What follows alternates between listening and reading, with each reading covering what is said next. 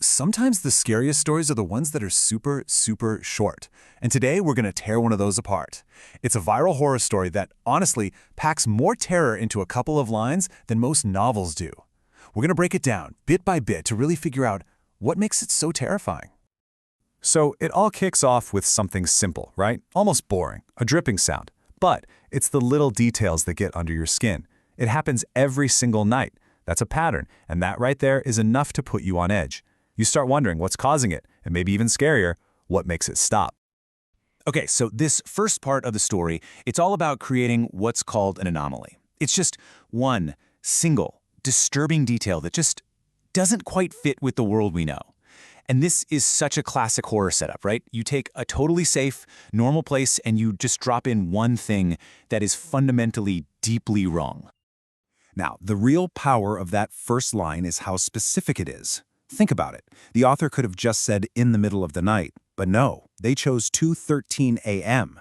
That exact time makes this whole creepy event feel, well, documented, almost scientific, you know? It grounds the horror in our reality, which makes it way more jarring when things start to break.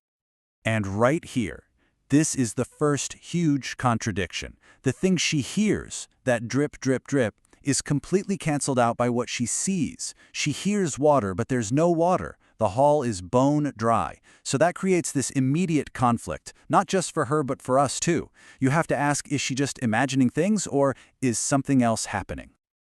Okay, so the story doesn't just stop with that one weird detail. It builds on it. We're actually moving from just an unsettling moment to something that horror fans call a hostile reality. Basically, the rules of the world as we know them are starting to bend. And yeah, they are definitely not bending in her favor. So what does she do? In a move that is so modern, so relatable, she turns to technology for the truth. I mean, a security camera doesn't have an imagination, right? It can't get scared. It just records what it sees. She's just trying to find a logical, rational explanation for all this. And this is the absolute terrifying heart of the story. Because the objective truth is a total nightmare. Her own eyes are telling her one thing: the hall is dry. But the camera, the machine, shows it's completely flooded. So now she's stuck between two different realities, and they can't both be true. And that raises the big question: who do you trust? Your own senses, or the piece of tech that's supposed to be unbiased? So this is that whole hostile reality concept I was talking about. The world itself becomes the bad guy. It's not just about a monster hiding in the house itself is lying to her. Think about the Overlook Hotel in The Shining. It's that same idea.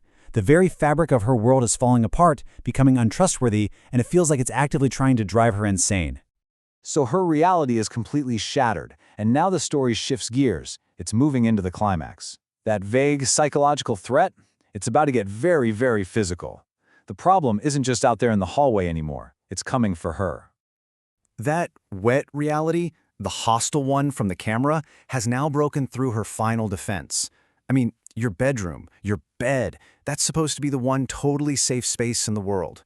But by having the water come from under the bed, which is like the classic hiding spot for monsters when you're a kid, the story just plugs right into our deepest, most primal fears. And what does she do? She actually confronts it. Wow. This moment is just pure tension. Every single instinct in your body is screaming run. But she looks. It's that terrifying choice to face whatever is there, to face the unknown. And we're right there with her, just holding our breath. Hearing that, it changes everything. This isn't just a burst pipe. It's not some animal, a sob. That's a sound of human pain, of grief. It tells you instantly there's an intelligence, a person under the bed. The fret just went from being environmental to being deeply personal. And then, bam! The physical attack. The whole story has been building this idea of wetness, and now that feeling makes contact. You can almost feel it, can't you? That cold, wet hand. All of that abstract fear just became a very real, very inescapable thing you can touch. Man, that one line of dialogue is just devastatingly good. And why? Because it implies there's a history here. This isn't some random monster. This is someone who knows Ahalia, someone who feels like she abandoned them. It just adds all these layers of mystery and guilt and even tragedy to the horror. Suddenly you're asking, who is this girl and what in the world did Ahalia do? All right, And now we get to the final, chilling part of the story, the morning after. You know, usually in horror movies, the daylight means you're safe. Things make sense again. But not this time. Here, the daylight just confirms that the nightmare was real. The way this is written is just perfect for maximum impact. So morning comes, she's dry. For a second, you get this little bit of false hope. You think, okay, maybe it was just a dream. But then, the evidence. These footprints, they're not hers, they're behind her, and they are soaking wet.